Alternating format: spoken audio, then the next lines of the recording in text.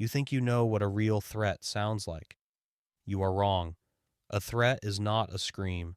A threat is not the sound of shattering glass or even the click of a switchblade. A real threat sounds like silence, absolute vacuum silence that descends a second before a predator tears out its victim's jugular vein. Hong Kong, 1959, Kowloon District, a place where the laws of physics worked, but the laws of men did not. That night, the rain wasn't just falling, it was washing the remnants of hope off the streets. In the dim light of the only working street lamp, a scene as old as the world was playing out.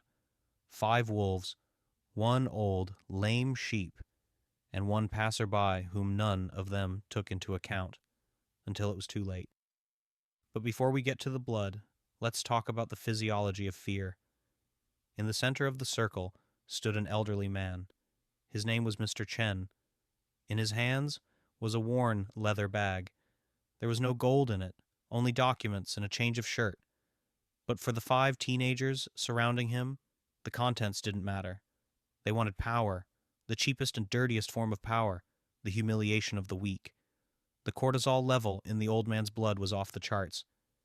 His heart was beating at 140 beats per minute. In such a state, a person loses fine motor skills. He couldn't run. He was paralyzed by the ancient instinct of the victim. The gang leader, a guy nicknamed Razor, was smiling. He was 17. In his pocket lay a knife, and in his head, absolute emptiness, which he mistook for fearlessness.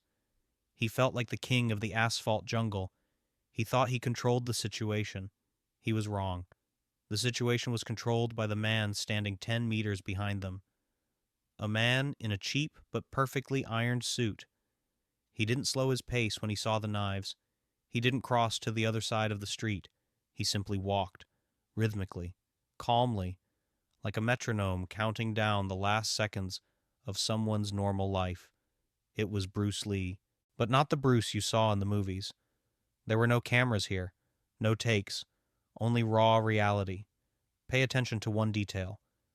In his left hand, Bruce held a magazine rolled into a tube, a generic newspaper with yesterday's news, seemingly trash. But in the hands of a master, any object changes its essence. Remember this magazine. In 40 seconds, it will become the most important proof of what happened in this alley. It is not just paper. It is a marker of control. Look at the surroundings. The narrow alley of Kowloon is a perfect trap.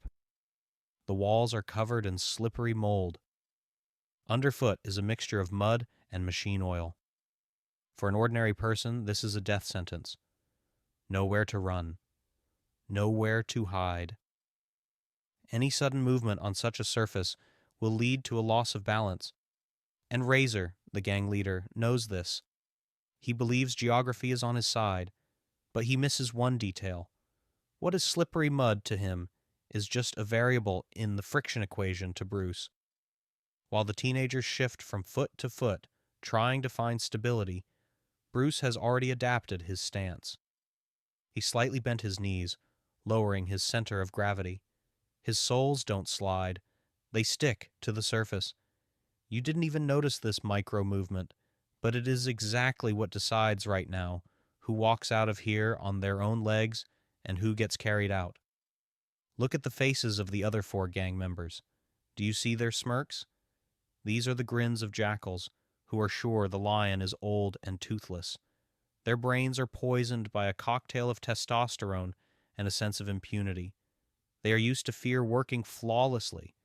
They are used to the victim shrinking, covering their head with their hands, and begging for mercy. That is why Bruce's calmness confuses them. It is not just calmness. It is the silence before a tsunami. In conflict psychology, there is a concept called pattern interrupt. When a predator doesn't get the expected reaction of fear, his system malfunctions. Look at the guy to the left of the leader. His smile is starting to tremble. His eyes are darting. The instinct of self-preservation, that ancient reptilian brain, begins to whisper to him, "Something is wrong here. Why isn't he afraid? What does he know that we don't?" This question hangs in the air, heavy and sticky, like Hong Kong fog.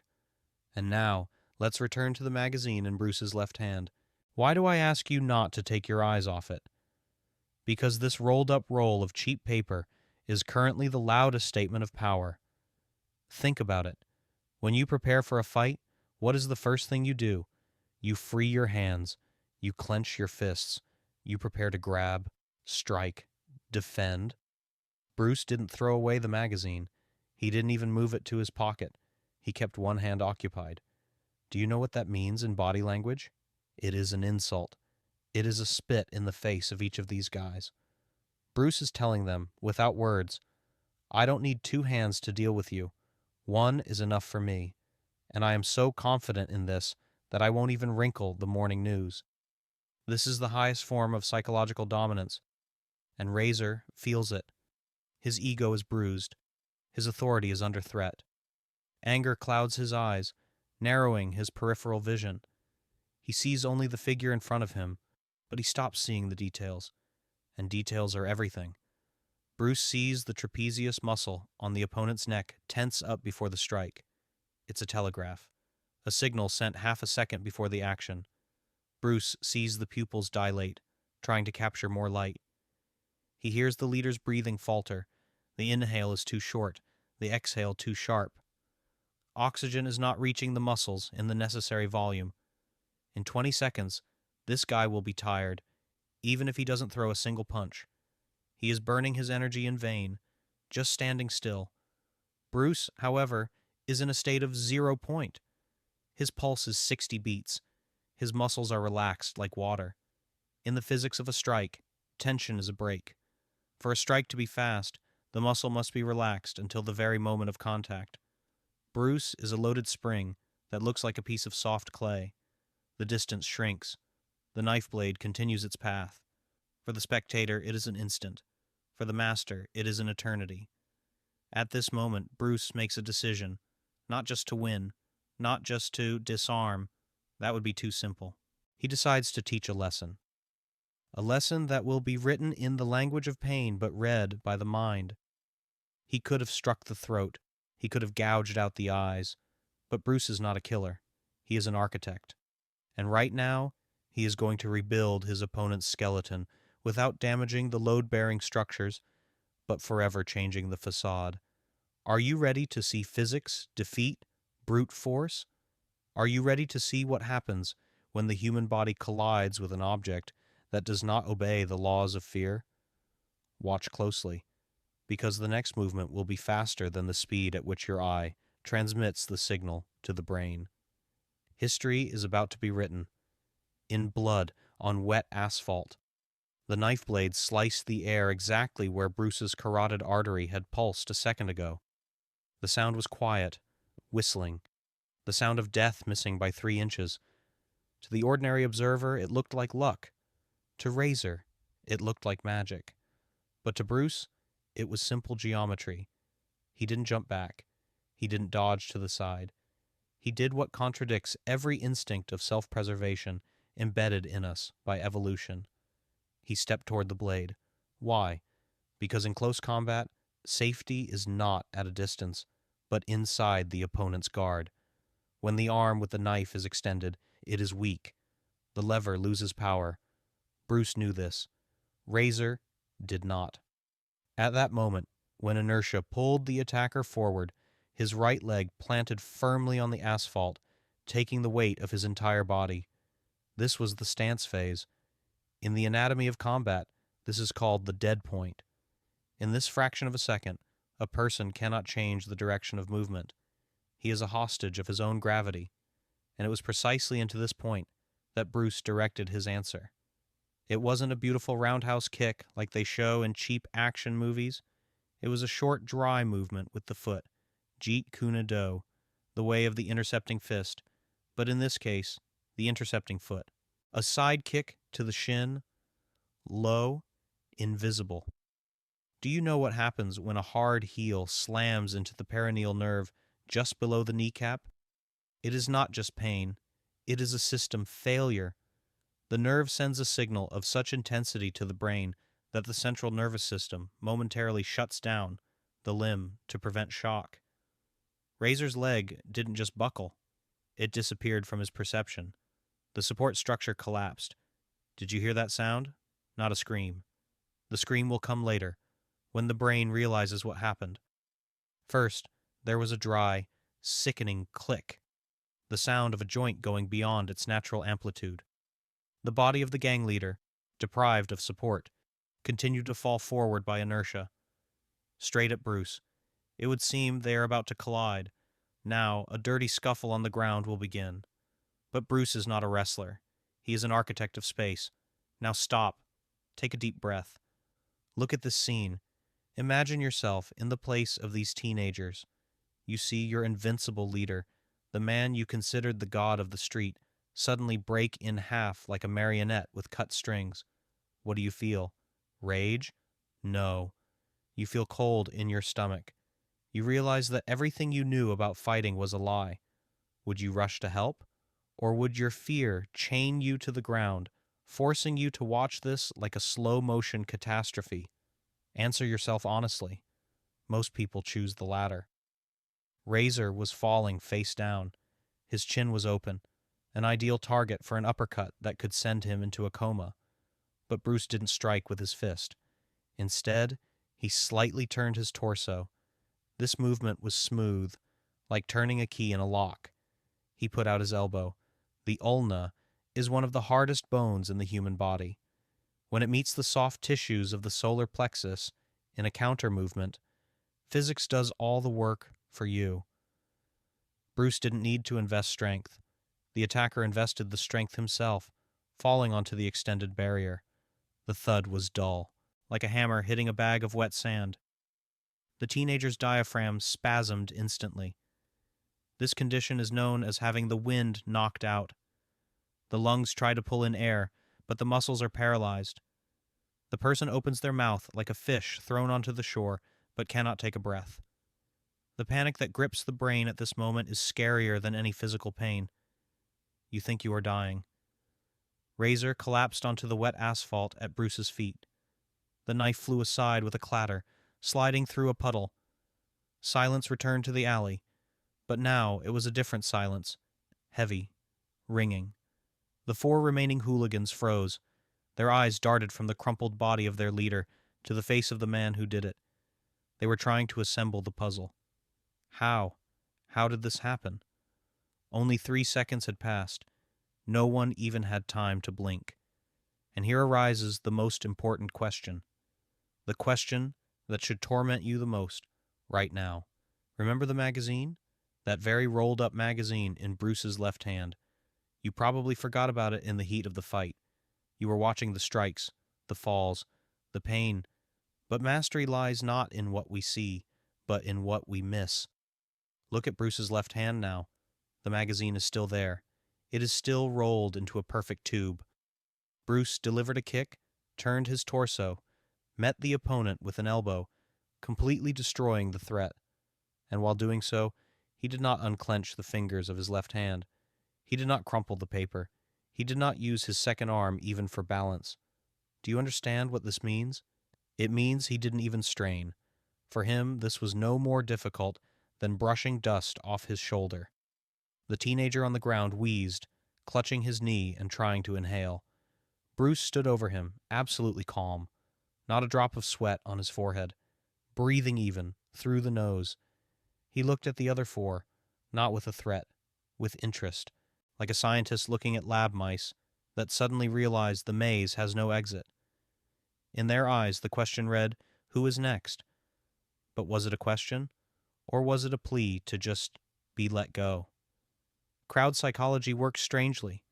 When the leader falls, the pack does not avenge. The pack disintegrates. However, Bruce wasn't finished yet. The physical part of the lesson was complete, but the mental one was just beginning. He took a step toward the frozen quartet, and this step was louder than any scream. The 4 remaining teenagers didn't move. In the animal world, when the leader falls, the pack must either attack to take revenge or choose a new leader. But here, biology malfunctioned. Evolution had not prepared them for what had just happened. They didn't see a defeat. They saw a dismantling. Their brains, overloaded with adrenaline, tried to find a logical explanation. Maybe Razor slipped? Maybe it was an accident? But their leader's body, twisted in the fetal position on the dirty asphalt, said otherwise. He didn't just fall, he was switched off. Bruce slowly lowered his leg. He didn't strike a victory pose. He didn't let out a battle cry. He simply returned to the starting position, as if nothing had happened. His breathing was as even as that of a person reading a book in a park. And that is exactly what broke them completely. If Bruce had screamed, if he had shown rage, they would have understood him. Rage is a human emotion. One can fight against rage. But absolute icy calmness is a trait of the elements. And you don't fight the elements. You run from them. The youngest one wavered first. The sound of his soles receding on the wet asphalt sounded like a starter pistol shot. A second later, the alley was empty.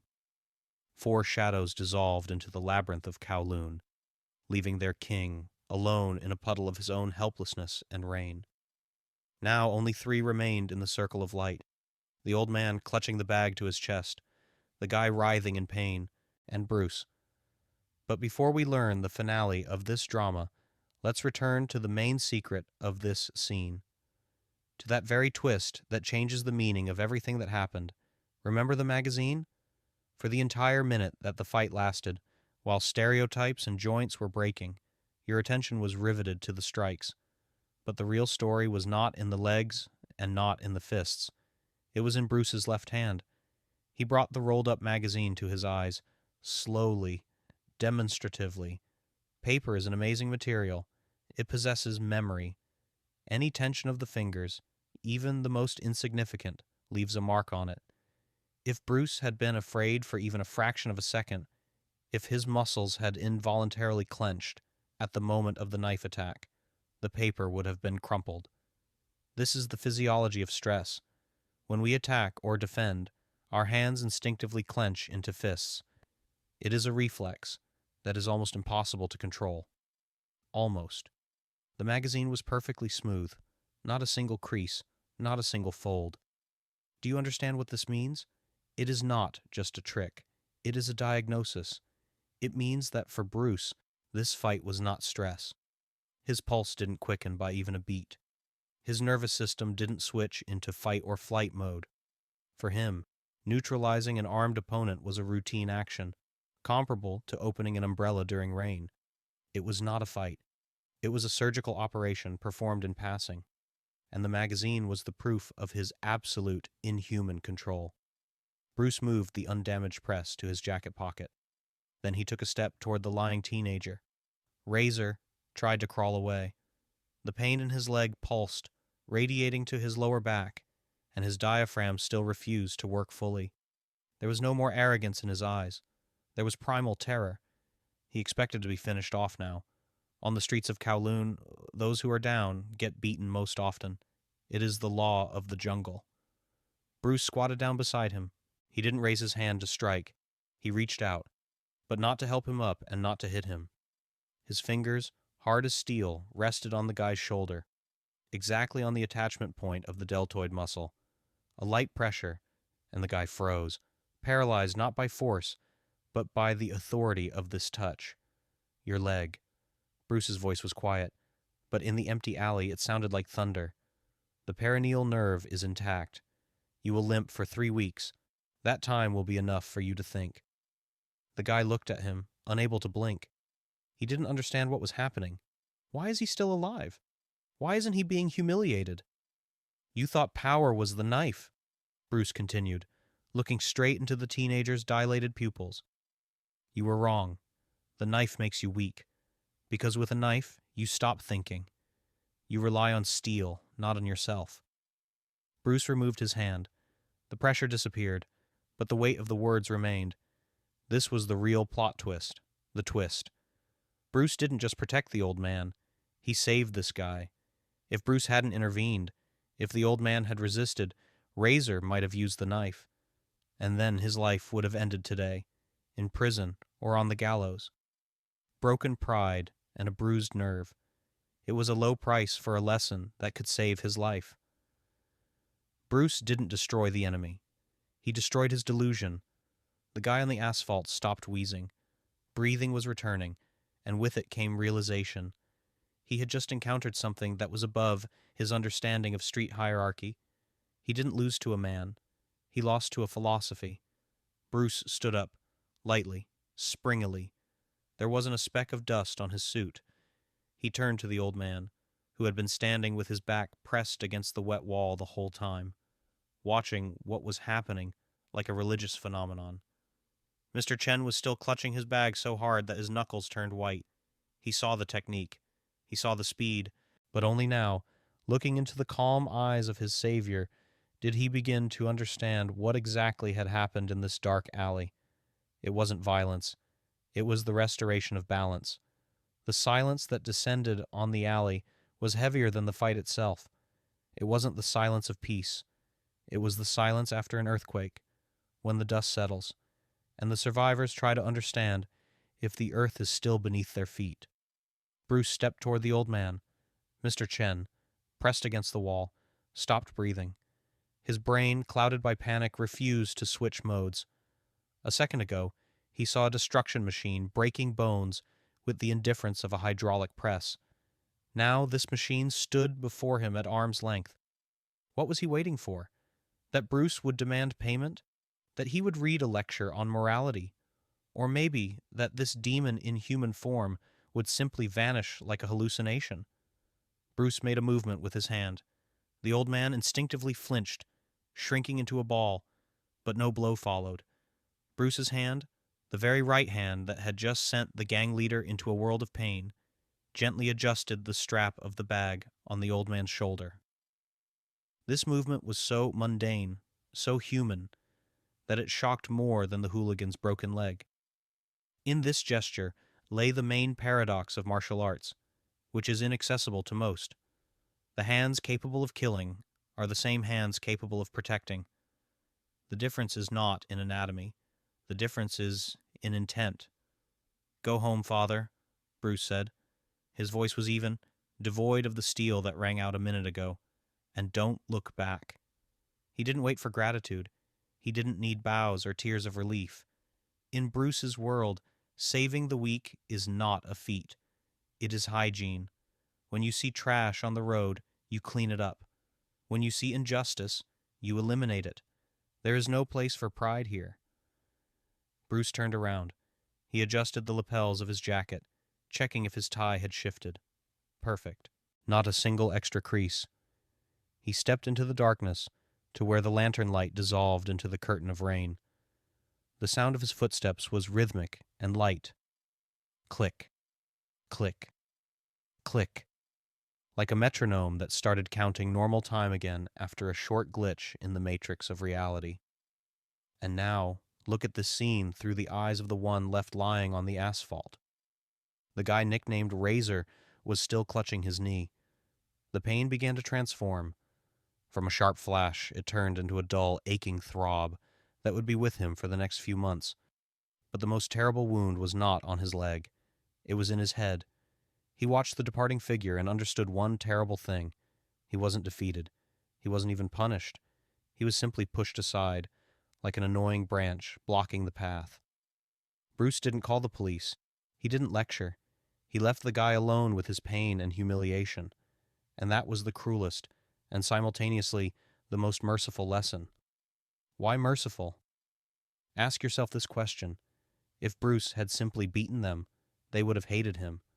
They would have returned with weapons, with friends, with a thirst for revenge. Violence breeds violence. But Bruce showed them the abyss. He showed them the difference between a street fight and true mastery. He broke not only a bone, he broke their belief in their own superiority. Lying in the mud, Razor felt small for the first time in his life, and perhaps it is this feeling that will save him from prison or an early grave. The pain will go away, the limp will disappear, but the memory of the man who destroyed him without crumpling a newspaper will remain forever. By the way, about the newspaper, recall that rolled-up magazine. This image should not leave your mind. It is the final chord of this symphony. We often think that strength is tension. bulging veins, clenched teeth, a loud scream, but true strength is relaxation. Bruce carried that magazine through the chaos of battle like a waiter carries a tray of crystal through a crowded hall. He didn't let the outside world affect his internal control. This is Jeet Kune Do in its purest form, the art of being water. Water can flow, or it can crash, but water never tenses up. Bruce Lee dissolved into the night of Hong Kong, becoming just another shadow in the city of a million lights. They won't write about him in the morning papers. Police reports will remain empty. But a legend was born in just such alleys, not on cinema screens, but on wet asphalt, where one man decided that justice is more important than safety. And now, I want you to stop and ask yourself one uncomfortable question. A question that will divide you into two camps. Look at the guy left, lying in the puddle, whining from the pain in a crushed nerve. Was Bruce a hero who protected an old man? Or was he an arrogant sadist who used a living person as a dummy to practice a strike, knowing that he couldn't fight back? Was this necessary cruelty, or was it a display of ego masked as nobility? After all, he could have just shown strength. He could have just scared them, but he chose to break. Where is the line between a master and a monster? And whose side are you on in this story? Write your verdict, because the next time you see injustice on the street, you won't remember Bruce's strikes. You will remember that untouched magazine, and you will ask yourself, do I have enough control to intervene, or will I just walk by? Bruce approached the outer radius of the circle. The teenagers turned around. What did they see? They saw a short guy who looked like a student or an office clerk. No bulging muscles, no aggressive stance, only a frightening, unnatural relaxation. In the animal world, there's a rule. If an opponent doesn't growl or bare his teeth, he is either sick or deadly dangerous. Razor chose the first option. That was his first mistake. Get lost, old man. The leader's voice cracked into a falsetto. Get lost before we count your bones. Bruce stopped. The distance was 1.5 meters. Critical distance. The kill zone. He didn't answer. He just watched. But he wasn't looking into the leader's eyes. Bruce was scanning his anatomy. He saw not a person, but a set of levers and hinges. He saw that the guy's center of gravity was shifted forward. He saw that the leader's right knee was open, and his chin was lifted too high.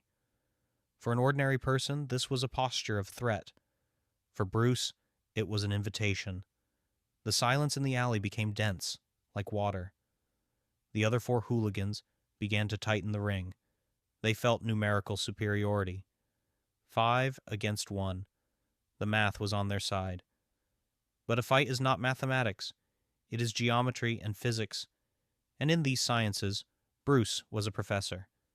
The old man in the center of the circle squeezed his eyes shut. He expected a blow. He expected the sound of tearing fabric. Razor pulled out the knife. The blade glinted in the lantern light.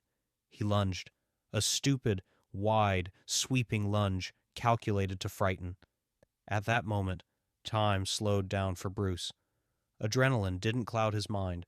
On the contrary, it sharpened his perception to the limit. He saw the trajectory of the blade before the teenager's hand had even finished the movement. The magazine in Bruce's left hand didn't even tremble. His breathing remained even. He didn't take a fighting stance. He didn't need to. Have you ever seen how a cobra reacts to movement? It doesn't think. It doesn't plan.